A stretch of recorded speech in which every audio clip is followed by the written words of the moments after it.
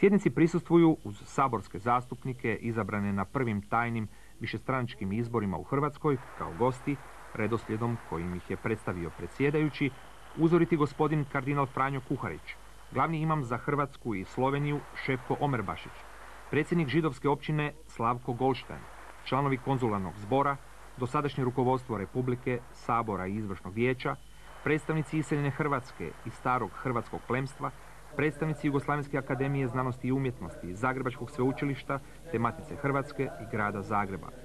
Sjednicom do izbora predsjedništva Sabora rukovodio je jedan od najstarijih sabornika, Josip Manolić. Pri usvajanju dnevnog reda zajedničke sjednice, zastupnik SKH SDP Ivan Matija te zastupnik Zelenih Velimir Visković traže da se izbor nove hrvatske vlade odgodi za sutra, kako bi bilo vremena za raspravu, jer se danas za 17 sati priprema svečanost na Trgu Republike. Većinom glasova, uz 60 protiv, dnevni red je usvojen onako kako je predložen. I prilikom rasprave o izmjeni i dopuni Poslovnika Sabora, koji je u ime HDZ-a iznio Vladimir Šeks, zastupnici Velimir Visković te Gordana Grbić osporavali su pojedine članove tog dokumenta. Tako Velimir Visković smatra da Poslovnik treba stupiti na snagu danom objavljivanja u službenom listu, a ne, kako je predloženo novim Poslovnikom, istog trenutka samim izglasavanjem.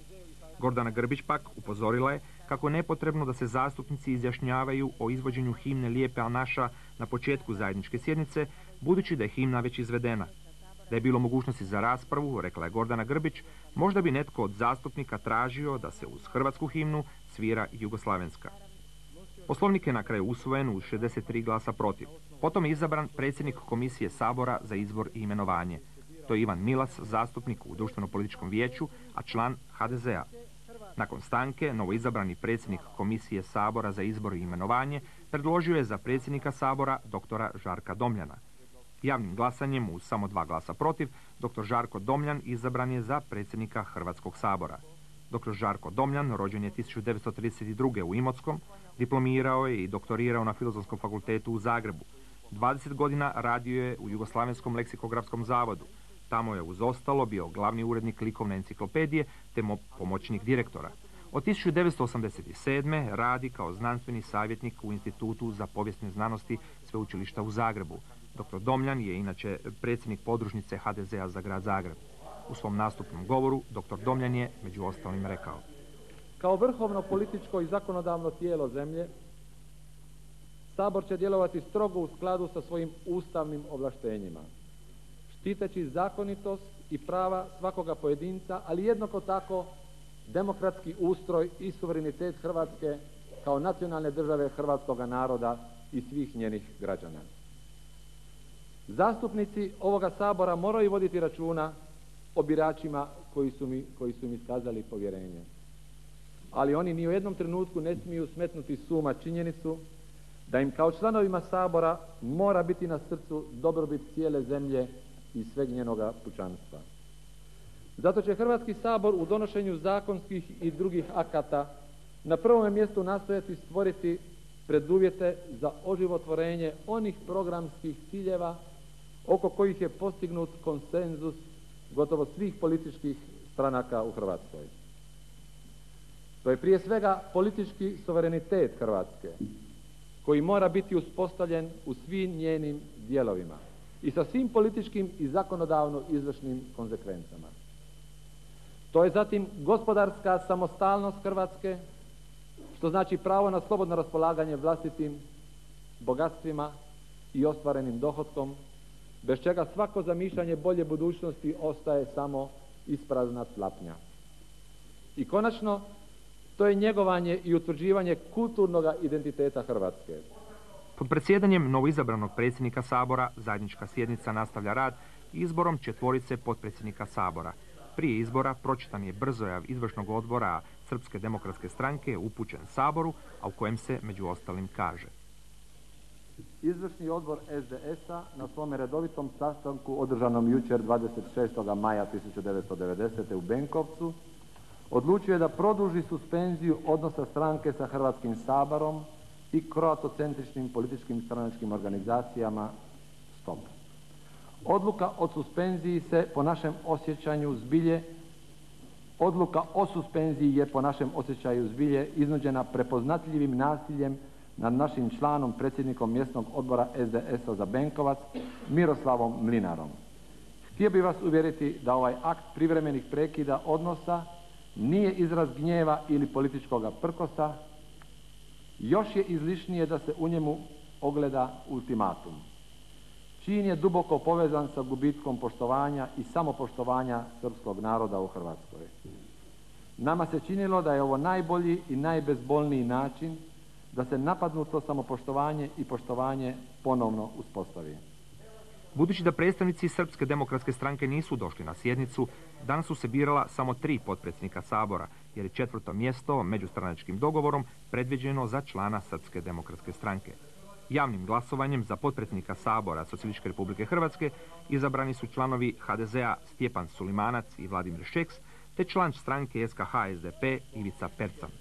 Potom je pročitan prijedlog za nove članove delegacije Sabora u Vijeću Republika i pokrajina Skupštine Jugoslavije. Za članove te delegacije predloženi su Josip Buršić, Branimir Glavaš, Drago Krpina, Anđelko Kružičević, Ivan Lučev, Ivan Mikulić, Petar Šale, dr. Milan Tapalović, Ivan Tormaš, Đuro Vidmarović, Janko Vasiljević i Dražen Bobinac. Pri izboru te delegacije na listiću uz ime nije navedena stranačka pripadnost, a izbori se provode tajnim glasanjem, kao i za izbor predsjednika predsjedništva Hrvatske, te članove tog predsjedništva čije predlaganje uslijedilo. Tako je prvo pljeskom, a potom i glasanjem, podržan prijedlog da kandidat za predsjednika predsjedništva Socijalističke Republike Hrvatske bude dr. Franjo Tuđman, a članovi tog predsjedništva akademik Dalibor Brozović, Josip Manolić, akademik Krešimir Balenović, Antun Vrdoljak, Milojko Vučković i akademik Dušan Bilandžić. Prije tajnog glasovanja sabornicima se u ime starog hrvatskog plemstva obratio Janko Vranjican Dobrinović. Toplo pozdravljamo novog predsjednika, novu vladu, hrvatske narodne zastupnike svih stranaka, a ja naročito iz europskog grada Brisela pozdravljam ponovno približenje jednog starog europskog naroda u obitelj u koju on spada. A to je obitelj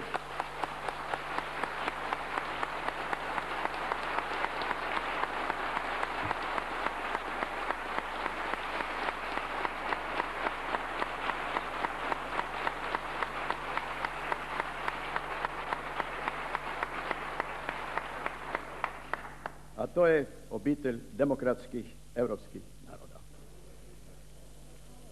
Prije stanke za glasovanje, predsjednik Sabora, dr. Žarko Domljan, pročitao je i brzojav člana predsjedništva Socijalističke Federativne Republike Jugoslavije iz Hrvatske, dr. Stipe Šuvara, upućen Saboru. Saboru SR Hrvatske u novom sazivu i višestranačkom sustavu, a i svima koje će oni izabrati na odgovorne dužnosti, želim da uspješno djeluju na dobrobit Hrvatske i svih njezinih građana. Na dobrobit hrvatskog naroda i srpskog naroda i narodnosti u Hrvatskoj, u interesu demokratskog razvoja i svestranog napretka suverene Hrvatske u sastavu Jugoslavije, o čijem državnom karakteru i društvenom poretku će donošenjem novih ustava ravnopravno i zajednički odlučivati svi naši narodi i njihove republike. Na dužnosti na kojoj se nalazim i ubuduće ću se zalagati za djelovanje i ponašanje predsjedništva SFRJ striktno u okviru njegovih ustavnih ovlaštenja i za privrednu i političku reformu. Smatram da ne samo državna tijela i državni funkcioneri, već i svi ljudi i narodi i narodnosti i u Hrvatskoj i u Jugoslaviji svoja htjenja i snage treba da usmjere prvenstveno na mirno i demokratsko razrješavanje nagomilalih teškoća, kako bi iščezle i sve zebnje u ljudima, a u interesu slobode ljudi i suvereniteta i ravnopravnosti naroda. Dr. Stipe Šuvar.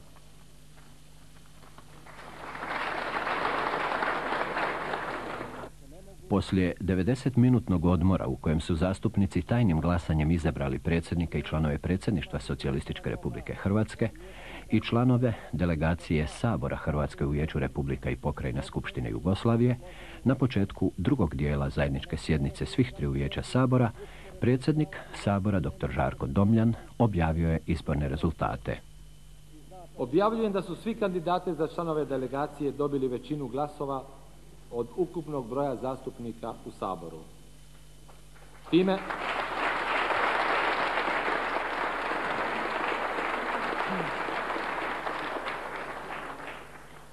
Time proglašavam da su u delegaciju Sabora SRH u Vijeću Republika i pokrajina Skupštine SFRJ izabrani sljedeći zastupnici: Dražen Bobinac, Josip Buršić, Branimir Glavaš, Drago Krpina, Anđelko Kružičević, Ivan Lučev, Ivan Mikulić, Petar Šale, dr. Milan Tapalović, Ivan Tormaš, magister Janko Vasiljević i Đuro Vidmarović. Članovima delegacije Sabora čestitam na izboru i želim da u naredne 4 godine s uspjehom obavljaju ovu veoma odgovornu društvenu funkciju.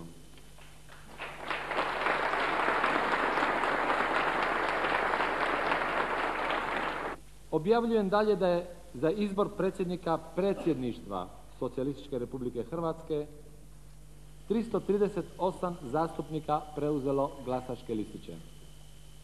Za predsjednika predsjedništva glasalo je 338 zastupnika. Nevažećih glasačkih listića bilo je 57. Kandidat za predsjednika predsjedništva dr. Franjo Tuđman dobio je 281 glas.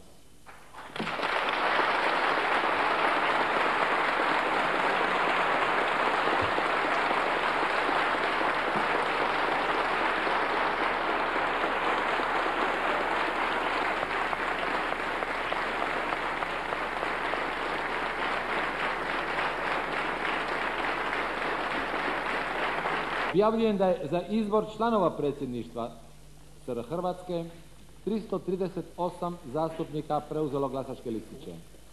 Za članove predsjedništva SR Hrvatske glasovalo je 338 zastupnika. Nevažećih je bilo 11.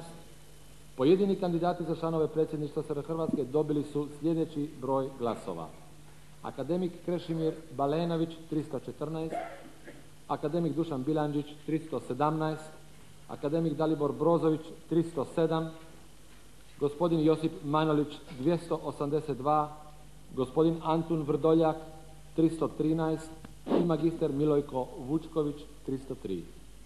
Objavljujem da su svi kandidati za članove predsjedništva SR Hrvatske dobili većinu glasova ukupnog broja zastupnika u Saboru. Poslije proglašenja izbora i objave sastava predsjedništva Hrvatske, predsjednik i članovi predsjedništva dali su svečanu izjavu potpisivanjem teksta izjave. Predsjednik Sabora, dr. Žarko Domljan, predao je predsjedniku predsjedništva Hrvatske, dr. Franji Tuđmanu, hrvatsku lentu kao znak predsjedničke časti, a predstavnici arhiva Hrvatske predali su mu komplet povijesnih zaključaka Hrvatskog sabora do sredine 19. stoljeća. Zastupnicima se tada pristupnom besjedom, kako je rekao, obratio dr. Franjo Tuđman. Želim se prije svega zahvaliti u ime predsjedništva Hrvatske i u svoje osobno ime na povjerenju što ste nam ga očitovali izborom na ovu časnu i odgovornu dužnost. Usudio bih se što više reći i najodgovorniju dužnost, jer ona obvezuje na čuvanje i zastupanje, jačanje i osiguranje punoga suvereniteta hrvatskog naroda i neokrnjivih sloboda i građanskih prava svih državljana Hrvatske.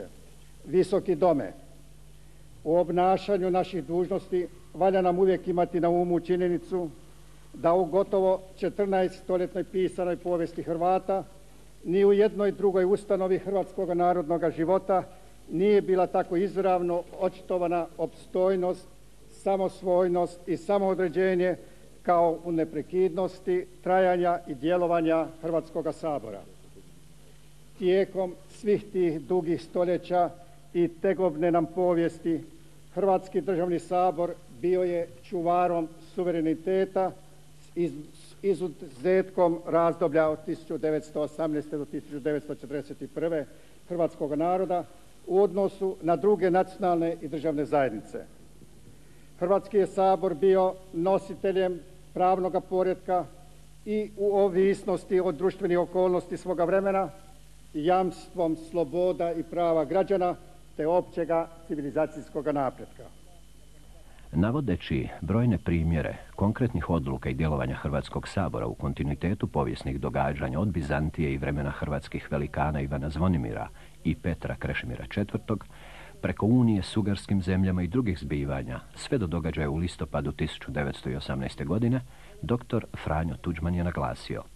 Sveukupna povijest Kraljevine Srba, Hrvata i Slovenaca od 1918. do 1928.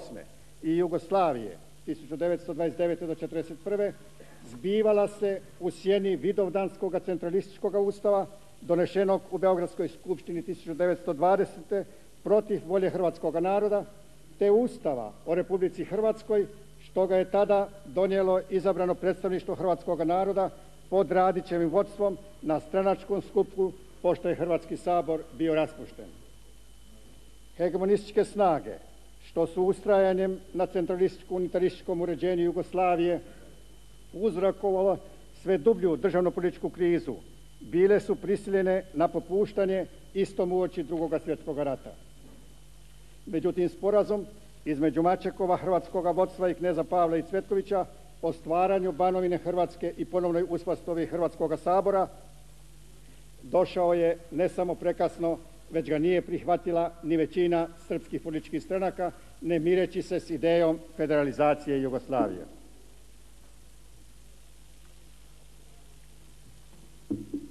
Posljedice bijahu sve ono što se zbilo za vrijeme okupacije i revolucije. Hrvatski sabor, obnovljen u Pavelićevoj nezavisnoj državi Hrvatskoj, koja je slijedila i dijelila sudbinu osovinskih fašističkih sila i Hitlerova europskoga poretka, nije naravno mogao ispuniti zadaću nositelja i čuvara hrvatske državne suverenosti. Tu povijesnu ulogu u ratnim okolnostima Drugog svjetskog rata preuzeo je ZAVNOH kao revolucionarni sabor ustanovljenjem federalne države Hrvatske u okviru avnojevskih načela o pravu svakoga, pa i hrvatskog naroda, na samoodređenje do odcjepljenja. Uspostavom federalne države Hrvatske u antifašističkom ratu hrvatski se narod našao na strani pobjedničkih demokratskih sila Sjedinjenih Američkih Država, Velike Britanije te Sovjetskog saveza. Ne može biti nikakve dvojbe da to bijaše pretpostavkom za međunarodno priznanje odluka ZAVNOH-a i AVNOJ-a o priključenju Istre, Rijeke, Zadra i otoka Hrvatskoj domovini, a isto tako i za poratno ustavno reguliranje suverenosti Hrvatskoga sabora. Isto tako ne može biti nikakve dvojbe o tome da je jednostranački komunistički sustav bio glavnom zaprekom za stvarno priznanje pravo hrvatskoga i svakoga druga naroda na samoodređenje do odcjepljenja, koje je bilo proklamirano u svim poratnim ustavima SFRJ-a. Ali isto tako ni o tome da to ustavom zajamčeno, u stvarnosti prikraćeno, a međunarodno priznato pravo pruža legalnu polaznu osnovu za puno ostvarenje državne suverenosti Hrvatske. A ova se na temelju sveukupnog povijesnog iskustva, kako onoga iz ranije povijesti, tako i svega od 1918. te novijega od 1945. pa i najnovijega od 1974. može ostvariti jedino na konfederativnim osnovama, kao savez slobodnih i suverenih država. One što za takvu konfederaciju ne nalaze uzora, upućujemo na suvremeni primjer stvaranja Europske zajednice. Štovani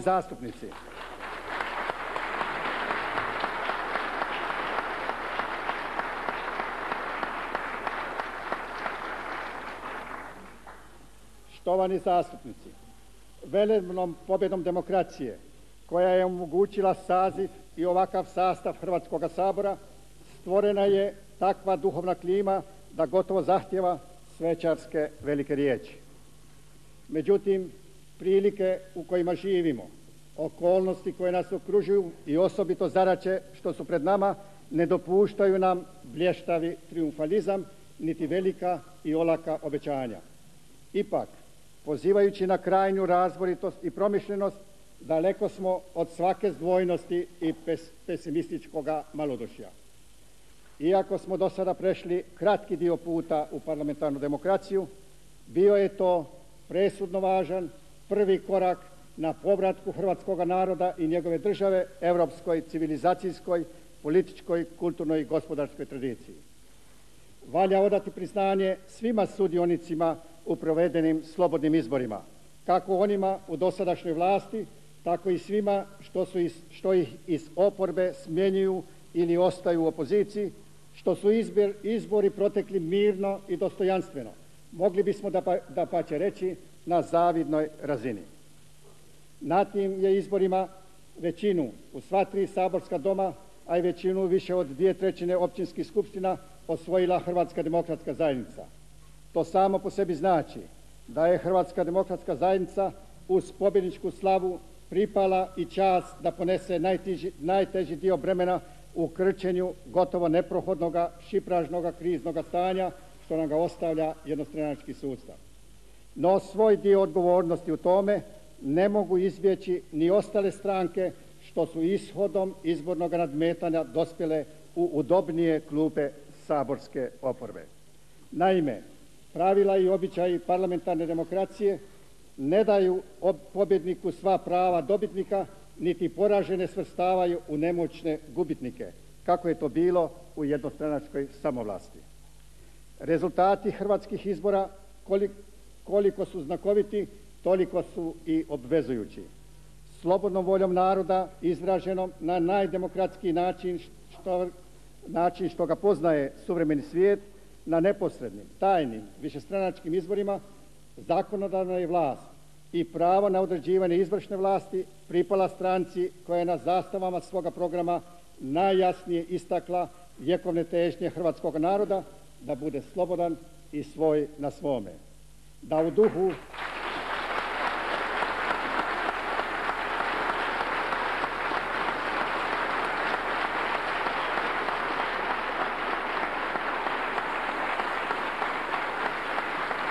sada kad su izbori iza nas, vrijeme je da sve svoje poglede i misli uputimo prema današnjici, sutrašnjosti i budućnosti. Ako smo u svojim demokratskim ciljevima proklamirali korijenite promjene u svim sferama duhovnog i materijalnog života, to ne znači da smo za rušenje, a još manje za razaranje i onoga što ima svoje opravdanje i u demokratskom sustavu ili što se preinakom može osvrhoviti na opću dobrobit. U sveukupnom nasljedstvu od prethodne vlasti nismo dobili mnogo dobroga, ali to ne znači da je sve ono što nam ostavljaju bez ikakve vrijednosti. To proizlazi već od toga što je razdoblje stare vlasti bilo dugotrajno. Pod njenim okriljem patila su, ali i radila i stvarala 3 naraštaja. Uz sve promašenosti to mora ostaviti i pozitivne posljedke i tragove koji se ne mogu i ne smiju izvrgavati posvemašnjem zatiranju. Problemi s kojima se suočava nova vlast, od mjesnih zajednica i općina do Sabora, Vlade i predsjedništva, mnogobrojni su, složeni i zamršeni. Ona će morati u kratkom roku usporedno rješavati mnoge probleme od životne važnosti koje su druge europske i zapadne države riješile prije pola stoljeća ili čak prije pola tisućljeća. Da spomenemo samo glavne: vlasničke odnose i gospodarski život, ustavni poredak pluralističkog civilnog društva s primjerenim državnim ustrojem po uzoru na zemlje slobodnog svijeta, osuvremenjivanje i revalorizaciju javnih službi, osobito znanosti i kulture, školstva i prosvjete, zdravstva i socijalne skrbi, upravnih službi i javnih djelatnosti, informatika, novinstvo, radiotelevizija itd. U svim tim područjima nagomilani su brojni, veoma složeni problemi bez rješenja kojih u njihovoj uzajamnosti ne može biti izlaska iz krize niti pravoga napretka. I treba će mnogo dara i znanja, odlučnosti i promišljenosti, ali prije svega i nadasve rada, da bi naše napore usmjerili ispravnim putovima i trajnim rješenjima. Osobno sam optimist. Polazim od čvrste spoznaje da u javnosti i među nama, koji preuzimamo teret ove goleme odgovornosti, prevladava uvjerenje kako ne treba otkrivati toplu vodu. Kad tragamo za rješenjima naših razvojnih problema, treba koristiti svjetska iskustva, osobito zemalja slobodnog svijeta, uvijek kao misao vodilju i poticajno zrenište, a vrlo često i kao nedvojben uzor za posve određena rješenja. Prva i najvažnija zadaća nove demokratske vlasti u Hrvatskoj, po mome osobnome osvjedočenju, morala bi biti stvaranje svih duhovnih, materijalnih, pravnih pretpostavki za osjećaj pravne, građanske i nacionalne sigurnosti svih njezinih građana, za mir i povjerenje među njima.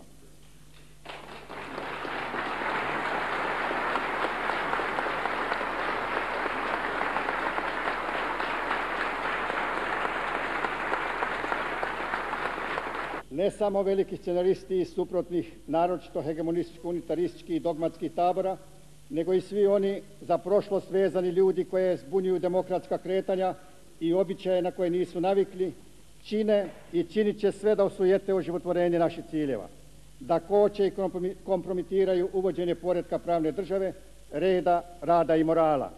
Srećom za nas, ali i za njih, to će i sami morati ubrzo shvatiti, opće unutarnje i međunarodne okolnosti, osobito posvudašnji neizbježiv slom realsocijalističkog sustava, čine njihove scenarije jalovim povijesnim anakronizmom.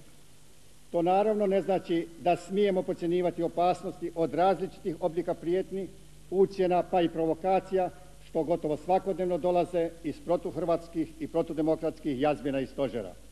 Naprotiv, to nas mora još više poticati da svi zajedno i svaki pojedinačno činimo sve da razum, sloboda i napredak pobjede strasti, mrakobjesje i nazadnost. Štovane gospođe i gospodo, nove prilike, a pogotovo velike društvene i političke promjene uvijek zbunjuju pa i presenečuju ljude. U njihovim se mislima isprepliću i sukobljavaju zanosne nade i zloslutne tjeskobe. Mi nikome ne možemo i ne želimo jamčiti neku apsolutnu jednakost ili opće socijalno blagostanje bez obzira na sposobnosti i radne rezultate. Mi tek želimo stvoriti jednake pretpostavke za sve, bez ikakve diskriminacije, ali tražiti i podjednaku odgovornost od sviju u ispunjavanju zakonskih obveza i u poštivanju pravnog poretka. Odlučno odbacujemo svaku pomisao o navodnom dopuštanju revanšizma ili revanšističkog duha u bilo kojem području života. Provedba normalnog prijenosa vlasti, to jest zamjene političko-djelatničkog funkcionarskog sloja dosadašnjega jednostranačkog ustroja ne može se smatrati nikakvim revanšizmom. To dakako vrijedi i za debirokratizaciju državne uprave u modernizaciji i demokratizaciji suvišnih ustanova i prekobrojnih državnih službenika. Sve promjene moraju se provoditi uz dosljedno poštivanje načela pravne države, a svi kriminalni postupci ili prekoračenje ovlaštenja bit će podvedeni pod zakone pravne države.